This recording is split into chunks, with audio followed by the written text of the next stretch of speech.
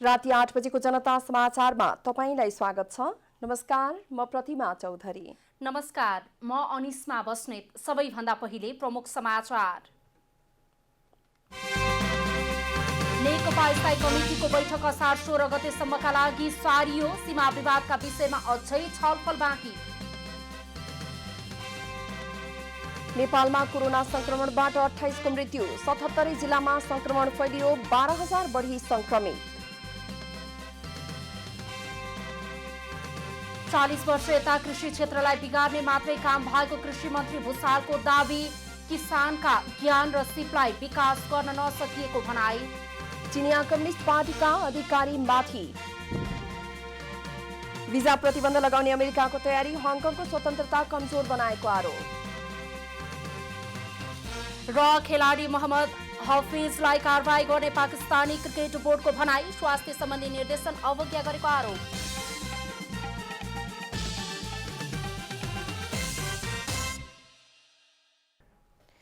अब पुरा समाचार। नेपाल भारत सीमा विवादमा छलफल भइरहेको नेकपा स्थायी कमिटी बैठक 16 गतेका लागि सारिएको छ। 14 गते मदन जयन्ती र 15 गते धान दिवस परेको भन्दै नेकपाले बैठक 16 गतेलाई सारेको हो। प्रधानमन्त्री निवास बालुवाटारमा बसेको नेकपा स्थायी कमिटिका बैठकमा नेपाल भारत सीमा विवाद केन्द्रित छलफलमा 21 जना सदस्यहरूले आफ्नो धारणा राखेका छन्। वार्ताको माध्यमबाटै विवाद समाधान गर्न देवेन्द्र पौडेल, रघुजी पन्थ, सुरेन्द्र पाण्डे, सुभाष नेवाङ, जनार्दन शर्मा, गुरुराजमणि पोखरेल, टोपबहादुर रायमाझी, सत्यनारायण मण्डल, युवराज गेवाली, लेखराज भट्ट, प्रदीप गेवाली, मणि थापा, घनश्याम भूषाल, वामदेव गौतम, ईश्वर पोखरेल लगायतले जोड दिएका थिए। छलफल भएको विषय नै आज पनि छलफल भयो, अर्थात् नेपालको सीमा अतिक्रमण र सीमा सम्बन्धी विषय कार्यसूचीको रूपमा रहेकोमा त्यसैमा आज पनि छलफल जारी रह्यो।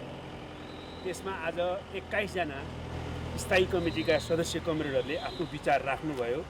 गत बुधबारबाट सुरु भएको बैठकमा वार्ताको माध्यमबाट भारतसँगको सीमा समस्या समाधान गर्नुपर्नेमा एकमत रहेको सदस्य रघुजी पन्थले जानकारी दिनुभयो। उहाँका अनुसार वार्ताका लागि नेपाल सरकारले अधिकतम पहल गर्नुपर्नेमा जोड दिएको छ। भारतसँगको सीमा समस्या वार्ताको माध्यमबाटै समाधान गर्नुपर्छ।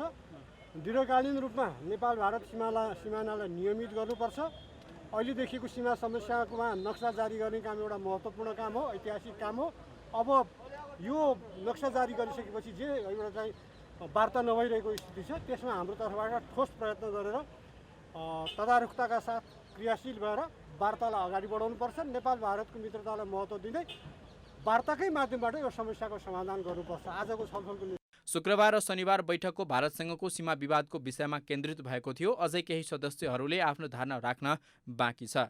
अर्को बैठक 16 गते बुधबार 11 बजे बोलाइएको प्रवक्ता नारायण काजी श्रेष्ठले बताउनुभयो। भोलि मदन जयन्ती भएको कारणले कमरेडहरूको विभिन्न कार्यक्रममा सहभागी हुनु छ। पर्सि नेपाली किसानहरूको चाड 15 भएको कारणले दही चिउरा खाने होला भन्ने छ। शनिबारको बैठकमा प्रधानमन्त्री तथा अध्यक्ष केपी शर्मा ओली केही बेर सहभागी भए पनि स्वास्थ्यको कारण देखाउँदै हिँड्नु भएको थियो। यसअघि शुक्रबारको बैठकमा पनि ओली अनुपस्थित हुनुभएको थियो। क्यामेरामा जेपी श्रेष्ठका साथ शिव अधिकारी यदुवंशी, काठमाडौँ। नेपालमा कोरोना भाइरसको संक्रमणबाट मृत्यु हुनेको संख्या 28 पुगेको छ। स्वास्थ्य तथा जनसङ्ख्या मन्त्रालयका अनुसार शनिबार थप 1 जना संक्रमितको मृत्यु भएसँगै कोरोनाबाट मृत्यु हुनेको संख्या 28 पुगेको हो। मन्त्रालयका प्रवक्ता डाक्टर जागेश्वर गौतमका अनुसार कैलालीको गोदावरी नगरपालिका 7 का 50 वर्षीय पुरुषको चितवन मेडिकल कलेजमा उपचारका क्रममा मृत्यु भएको हो। फोक्सोको क्यान्सरका बिरामी उनी भारतमा उपचार गराउँदै आएका थिए। केही समय अघि चितवन मेडिकल कलेजमा उपचारका लागि भर्ना भएका पुरुषमा असार 11 गते कोरोना परीक्षण गर्दा पोजिटिभ देखिएको थियो। आइसोलेसनमा उपचारकै क्रममा उनको शनिबार बिहान मृत्यु भएको हो। कैलाली जिल्ला गोदावरी नगरपालिका 7 स्थायी ठेगाना भएको एक 50 वर्षीय पुरुष फोक्सोको क्यान्सरको बिरामीका कारणले भारतमा उपचार गराउँदै आउनुभएको र निजलाई उपचारका क्रममा चितवन मेडिकल कलेजमा लगिएको र निजको 2077 असार 11 गते कोभिड परीक्षण गर्दा नतिजा पोजिटिभ आएकोले फेरि भरतपुर अस्पतालको आइसोलेसनमा सारी उपचारको क्रममा आज मिति 2077 असार 13 गते बिहान 6:35 बजे मृत्यु भएको छ। यसैगरी कोरोना भाइरसको संक्रमण नेपालका 77वटै जिल्लामा फैलिएको छ। शनिबारसम्म नेपालका सबै जिल्लामा कोरोनाको संक्रमण देखिएको प्रवक्ता गौतमले बताउनुभयो। शनिबार 120 महिला र 434 पुरुष गरी 554 जनामा संक्रमण देखिएको हो। यो सँगै नेपालमा संक्रमितको संख्या 12,309 पुगेको छ। आजको जम्मा 120 महिला र 434 पुरुष गरी 554 जना हुनुहुन्छ र आजसम्मको जम्मा 1369 महिला र 10,940 पुरुष गरी जम्मा 12,309 संक्रमित हुनुहुन्छ। आजसम्म 2,10,876 जनाको PCR परीक्षण भएको छ। यस्तै RDT विधिबाट 3,685 गरी अहिलेसम्म 2,94,034 को परीक्षण भएको छ। देशभरका क्वारेन्टिनमा 65,712 र 9,447 जना आइसोलेसनमा उपचाररत रहेको मन्त्रालयले जनाएको छ। आज 136 गरी अहिलेसम्म कुल 2,834 जना संक्रमित उपचारपछि निको भएर घर फर्किएका छन्। कोरोना भाइरस पर भाग्ने भन्दै लगाएको कोरोना जन्तर अर्थात् कोरोना ब्लकर प्रति स्वास्थ्य तथा जनसङ्ख्या मन्त्रालयले आफ्नो ध्यानाकर्षण भएको जनाएको छ। कोरोना भाइरस सम्बन्धी नियमित पत्रकार सम्मेलनको क्रममा मन्त्रालयका प्रवक्ता डाक्टर जागेश्वर गौतमले कोरोना ब्लकर कार्डप्रति गम्भीर आपत्ति जनाउँदै मन्त्रालयको ध्यानाकर्षण भएको बताउनुभयो। डाक्टर गौतमले देशका प्रतिष्ठित व्यक्तिका गलामै प्रमाणित हुँदै नभएको र अहिलेसम्म निर्माणको प्रयासमा पनि नरहेको कार्ड देखिँदा यसबाट भ्रम फैलिएको प्रति मन्त्रालयको ध्यानाकर्षण भएको बताउनुभयो। हालै मात्र भाइरस रिमुभिङ कार्ड पत्ता लागेको र यो घाँटीमा झुन्ड्याएमा कोभिड रोग लाग्दैन भन्ने भ्रम सिर्जना भएको विषयमा स्वास्थ्य तथा जनसङ्ख्या मन्त्रालयको गम्भीर ध्यानाकर्षण भएको छ। यस किसिमको कुनै पनि कार्ड हालसम्म पत्ता लागेको छैन। यस किसिमको विधि र प्रक्रिया नै सुरु नभएको बेहोरा समेत सबैमा अनुरोध छ। नेकपाको शुक्रबारको बैठकमा स्थायी समितिका सदस्यहरूलाई कोरोना भाइरसको संक्रमणबाट जोगाउने भन्दै आइडी कार्ड जस्तो कोरोना जन्तर घाँटीमा झुन्ड्याउन दिइएको थियो। फटेङ्ग्राकै एक प्रजातिका रूपमा रहेको सलह किरा नेपालमा पनि प्रवेश गरेको छ। नेपाल भित्रिएको सलह किराले तरकारी बाली खान थालेका छन्। शनिबार सर्लाही, बारा, पर्सा, नवलपरासी र रूपन्देहीमा सलह भेटिएको हो। सलह अनिकाल निम्त्याउने किराका रूपमा समेत परिचित छ। यसले बाली नालीमा एकसाथ ठूलो संख्यामा बसेर बाली सहित बोट नै खाने गर्छ। अफ्रिकाबाट करोडौंको बथान बनाएर उड्न थालेका यी किरा पाकिस्तान हुँदै अप्रिल 13 मा भारतको जस्तो उडिरहेको किराको समूह झुन्ड नै आएर बसेको र उडिरहेको आकाशमा उडिरहेको देखेपछि स्थानीयहरूले त्यो किरा धपाउन लागेको भनेर त्यहाँका वडा अध्यक्षहरूले हामीलाई जानकारी दिनुभएको थियो। र समय खासै धेरै प्रकोप चाहिँ गर्न पाएन। किरा लगतै उडेर गयो र यहाँबाट त्यो हावा सँगसँगै उड्ने भएको कारणले गर्दा यो 12 जिल्लामा चाहिँ त्यसको प्रकोप खासै देख्न पाइएन। यद्यपि पछि कृषि क्षेत्रीय निर्देशनालय परवानीपुरका टिमले पनि गएर त्यहाँ अध्ययन अनुसन्धान गरेको पाइएको छ र अध्ययन अनुसन्धानको क्रममा केही किरा उहाँहरूले भेट्नुभयो र त्यो किरा कलर किरा नै हो भन्ने कुरा चाहिँ उहाँहरूले भनिसक्नु भएको छ। 12 मा तर त्यति मात्रामा जुन क्षति हुनुपर्ने हो त्यो क्षति चाहिँ हुन पाएन। जस्तो किरा चाहिँ कतिको संख्यामा बारा प्रवेश गरेको थियो, के छ तथ्याङ्क? यो खास गरी झुन्डमा हिँड्ने किरा भएको कारणले गर्दा लाखौंको संख्यामा किरा हुन सक्ने र यहाँबाट बिहान यहाँ देखिएको र बुटवलमा 1 बजेतिर यो किरा को प्रकोप देखिएको भन्ने आएको कारणले गर्दा यहाँबाट बुटवलतिर नै गएको हुन सक्ने यहाँका जुन क्षेत्रीय निर्देशनालय प्रमुख हुनुहुन्छ केशव प्रसाद श्रेष्ठ उहाँले जानकारी दिइरहनु भएको छ। भएको थियो। हेर्ने हो भने एउटा झुन्ड बनाएर नै लाखौँको सङ्ख्यामा त्यो किरा आएको हो, तर त्यो किराले जुन मात्रामा क्षति गर्नुपर्ने थियो त्यो क्षति चाहिँ भएको पाइएको छैन। जानकारीका लागि यहाँलाई धेरै धेरै धन्यवाद। उहाँ हुनुहुन्थ्यो हाम्रा बारा संवाददाता अनिल तिवारी। बारामा आज नेपालमा आज सलकिरा नेपालका विभिन्न जिल्लाहरूमा प्रवेश गरेको छ। अब हामी रूपन्देहीतर्फ जोडिन्छौँ। बुटोलमा पनि आज दिउँसो सलकिरा देखिएको छ। बुटोल संवाददाता विकास पराजुली हुनुहुन्छ यति बेला। विकासजी, आज बारामा देखिसकेपछि देशका विभिन्न जिल्ला सहरलाई बारा, त्यस्तै पर्सा अनि नवलपरासी हुँदै रूपन्देहीमा पनि सलहकिरा देखिएको भन्ने समाचार छ। यस विषयमा हामीलाई जानकारी गराउनुहोस्।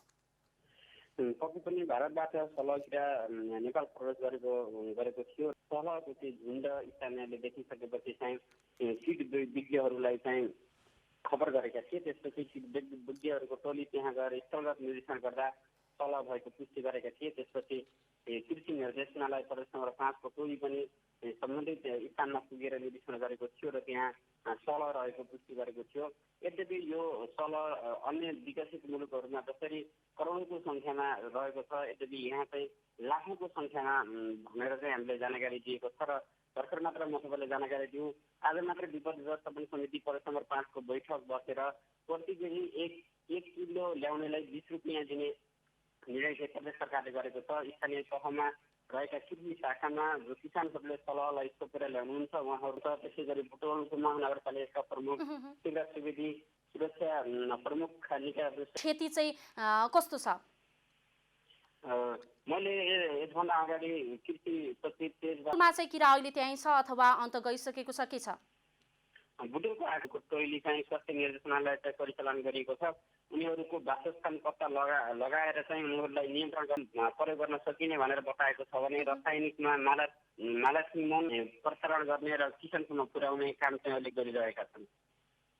जानकारीका लागि यहाँलाई धेरै धेरै विकासका लागि भाषण गर्ने, ठेक्कापट्टा गर्ने विभिन्न प्रोजेक्टहरूले नयाँ व्यवस्था गर्दैछौँ र नयाँ व्यवस्थामा हामीले नजानेका बहुत धेरै कुराहरू छन्, हाम्रा सीमाहरू छन्।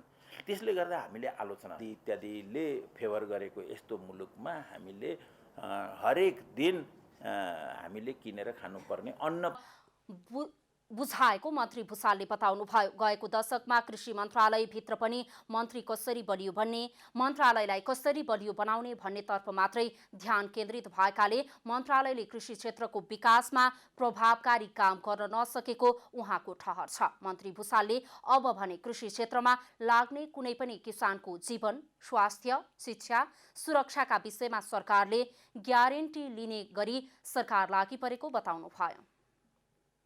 निरन्तरको वर्षाले सप्तकोशी नदीमा बढेको पानीको बहाव घट्न थालेको छ। शुक्रबार बिहान 8 बजे गरिएको मापन अनुसार 1,57,655 क्युसेक पानीको बहाव रहेकोमा दिउँसो 4 बजेसम्म 1,80,020 क्युसेक पुगेको थियो। आज बिहानबाट पानीको बहाव घट्न थालेको छ। पानीको बहाव बढ्दा ब्यारेजको 56 मध्ये 26वटा ढोका खुल्ला गरिएको छ भने खतराको संकेत रातो झण्डा लगाइएको ब्यारेज प्रशासनले जनाएको छ। यसबारे थप जानकारी दिनका लागि हाम्रो सम्पर्कको अहिलेको अवस्था हामीलाई जानकारी दिनुहोस् न। प्रतिमाजी, आज पहाडी जिल्ला लगायत सप्तरी जिल्लामा पनि पानी रोकिएको अवस्था रहेकोले अहिलेको हामीले प्राप्त जानकारी अनुसार जुन कि साँझ 7 बजेको मापन हेर्दाखेरि 1,67,925 क्युसेक पानीको बहाव देखिएको अवस्था छ भने अहिलेको अवस्थामा 24वटा ढोका खुल्ला गरिएको अवस्था छ। प्रतिमाजी, विद्याजी, जस्तो कि सुरक्षा सतर्कताका के कस्ता उपायहरू अपनाइएका छन्? हरेक वर्ष बाढी आउने, कटान हुने यो जुन हरेक वर्षकै समस्या हो, यसपालि पनि सुरक्षा सतर्कता के किसिमले अपनाइएको छ र बाढीबाट कटानबाट बस्न के कस्तो तयारी गरिँदैछ त्यसबारे पनि जानकारी दिनुहोस् न। अवश्य रूपमा जिल्लामा हेर्दाखेरि जिल्ला विद्युत प्रकोप उद्धार समिति जुन छ उहाँले चाहिँ अग्रिम तयारीहरू गरिरहेको अवस्था छ भने उतातिर जुन कि कोशी सम्झौता हेर्दाखेरि 2011 साल वैशाख 12 गते जुन कोशी सम्झौता भएको छ त्यसको सम्पूर्ण कोशीको जुन पानीको बहावदेखि लिएर त्यसबाट बस्ती कटान लगायतका क्षतिहरू हुने कुरालाई भारतले नियन्त्रण गर्ने कुरा जुन छ त्यसका लागि अहिले जुन यो हनुमाननगर कङ्काल्ने वडा नम्बर 1 जुन भारत टोल रहेको छ र पश्चिम जुन कि कोशीको पश्चिमी तटमा बस्ती छ, त्यो बस्तीलाई चाहिँ जोगाउनका लागि अहिले पनि त्यो कोशीसँग जोडिएको स्पर मर्मत कार्य अहिले पनि जारी राखिएको अवस्था छ। किनभने त्यसको जुन कि बस्तीमा सिधा पानी त्यहाँबाट आए पछाडि त्यो बस्ती कटान हुन सक्ने सम्भावना पनि त्यत्तिकै देखिएको छ। दोस्रो कुरा हेर्दाखेरि पिपी नगरपालिकाको वडा नम्बर 13 मा रहेको छ गोबरगाडा, जुन कि गोबरगाडा बस्ती पर्सेनी जुन यो कोशीकै बिचमा रहेकोले त्यहाँका जनताहरूलाई चाहिँ त्रासमै रहनुपर्ने अवस्था पनि देखिन्छ। हिजोकै भर्खरै कुरा लिँदाखेरि हामीले त्यसरी त्यहाँका वडा अध्यक्षज्यूसँग कुरा गर्दाखेरि उहाँको भनाइमा त्यहाँ जुन बस्तीमा पानी पसिसकेको अवस्था थियो, तर आज चाहिँ अलिक क्रमशः कम हुँदै गएको अवस्था छ। त्यसैले पनि त्यहाँका जुन 100 परिवारका 300 जनसङ्ख्याको बसोबास रहेको छ, उहाँहरू चाहिँ एक प्रकारले त्रासमै अवस्थामा बसिरहेको अवस्था छ। प्रतिमाजी विद्याजी, त्यसै गरी अब रोपाईँको यो सिजनमा भर्खरै रोपाईँ सुरु भएको छ। यो असारको महिनाभरि रोपाईँ गरिन्छ र सँगसँगै यही महिनामा जुन यो डुबानको समस्या, बाढीको समस्या र बालीनाली पनि कटान गरेर लाने समस्याहरू निर्वाध रूपमा हरेक वर्ष भइरहेको छ। यो बाली नालीलाई जोगाउन अथवा भनौँ न जति पनि अब अहिले रोपाईँ गरेका छन् कृषकहरूले त्यसलाई जोगाउन पनि के कस्तो तयारी गरिँदैछ? अवश्य रूपमा यसमा हेर्दाखेरि सप्तरीमा जुन 18वटा स्थानीय तह रहेको छ, त्यसमा चाहिँ यो जिल्ला दैवीय प्रकोप समितिले जुन बैठकहरू पटक पटक आयोजना गरिएको छ र त्यसमा विभिन्न चरणमा विभिन्न निर्णयहरू भएको अवस्था पनि छ। तथापि यो बाली नाली जोगाउनेतर्फ ठोस रूपमा कदम उठाइएको अवस्था देखिएको छैन। तथापि चाहिँ मानवीय क्षति र मानवीय क्षतिसँग जोडिएका बस्तीहरू जुन छ त्यसलाई चाहिँ जोगाउनका लागि यहाँ चाहिँ तयारी केही रूपमा जुन दैवीय प्रकोप समितिले केही तयारीहरू गरेको अवस्था छ नै।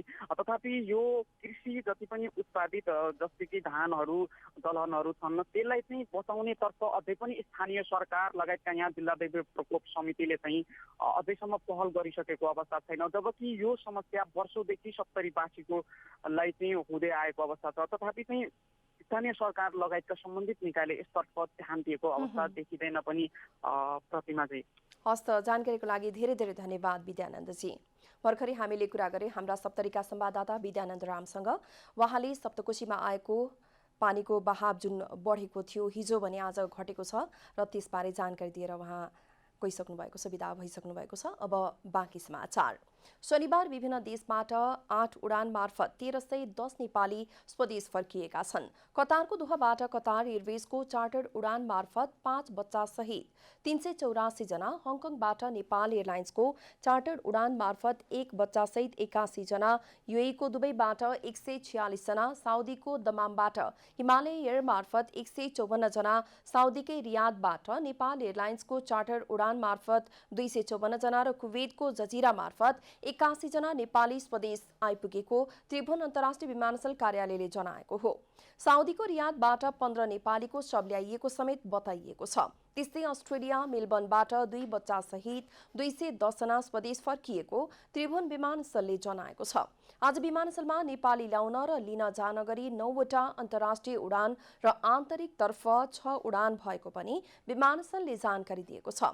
भोलि पनि विभिन्न देशमा नेपाली लिन जाने उडान तालिका छ। भोलि नेपाल एयरलाइन्सको जहाज नेपाली लिन कतारको दोहा र मलेसियाको क्वालालम्पुर जानेछ भने हिमालय एयरलाइन्सको जहाज पनि मलेसियाको क्वालालम्पुर जानेछ।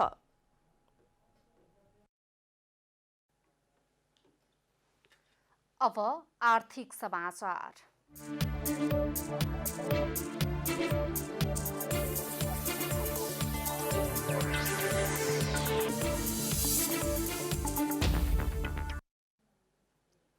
भरतपुर महानगरपालिकाको 6औं नगरसभाले नीति तथा कार्यक्रम र बजेट पारित गरेको छ।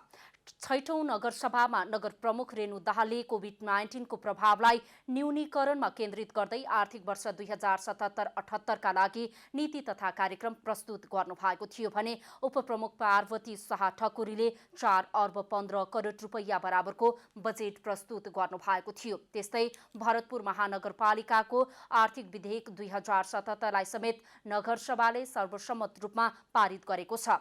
सभामा प्रस्तुत नीति तथा कार्यक्रममाथि नगरसभा सदस्यहरूको सकारात्मक सुझाव आएको दाहालले बताउनुभयो। मत दिन भन्ने आवाज नसुनिएकाले प्रस्तुत भरतपुर महानगरपालिकाको आर्थिक वर्ष 77-78 को नीति तथा कार्यक्रम बजेट, आर्थिक वर्ष 77-78 को आर्थिक विधेयक 2077 नगरसभा सञ्चालन कार्यविधि 2074 को दफा 16 को 2 बमोजिम पारित भएको घोषणा गर्दछु। महानगरपालिकामा हालसम्म 14वटा ऐन, 6वटा नियमावली, 6वटा निर्देशिका, 33वटा कार्यविधि, 4वटा मापदण्ड तथा 1 आचार संहिता गरी 64वटा कानुनहरू निर्माण भई कार्यान्वयनमा आएको दाहालले जानकारी दिनुभयो। अब खेलकुद समाचार।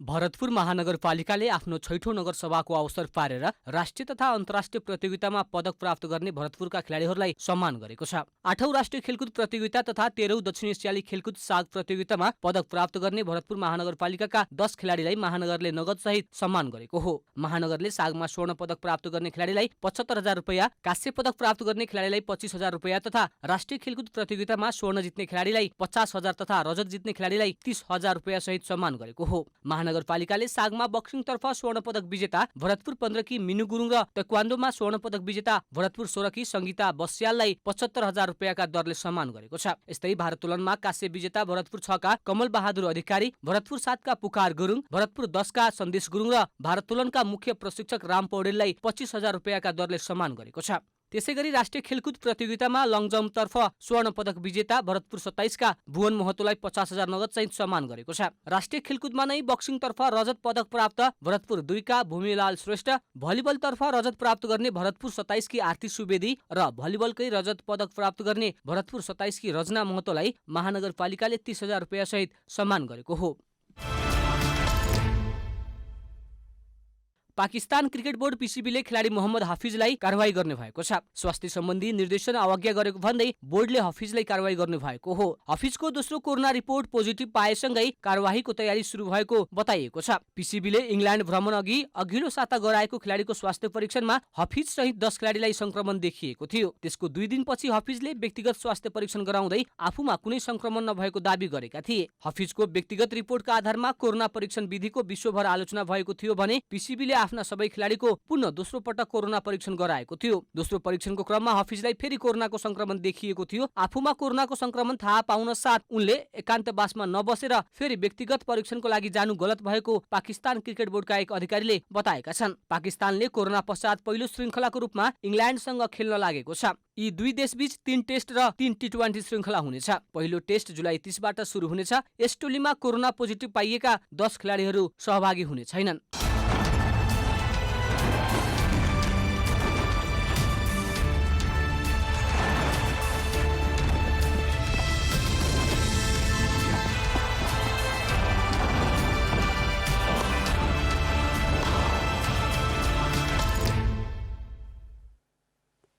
अब मौसम समाचार।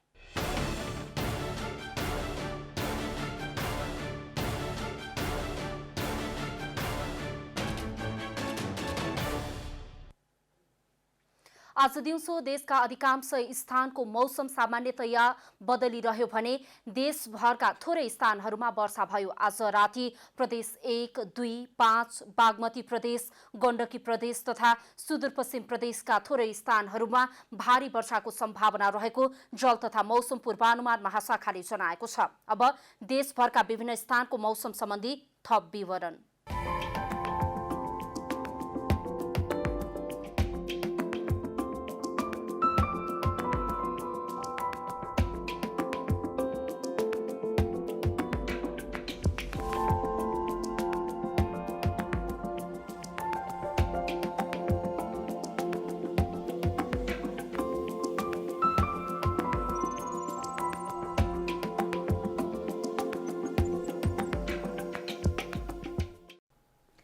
जनता समाचार अहिलेलाई यति नै। जनताद्वारा जनताका लागि प्रसारित जनता टेलिभिजनका कार्यक्रमहरू युट्युब, ट्विटर, फेसबुक र हाम्रो वेबसाइट जनतासमाचार.com मा पनि पढ्न र हेर्न सक्नुहुनेछ।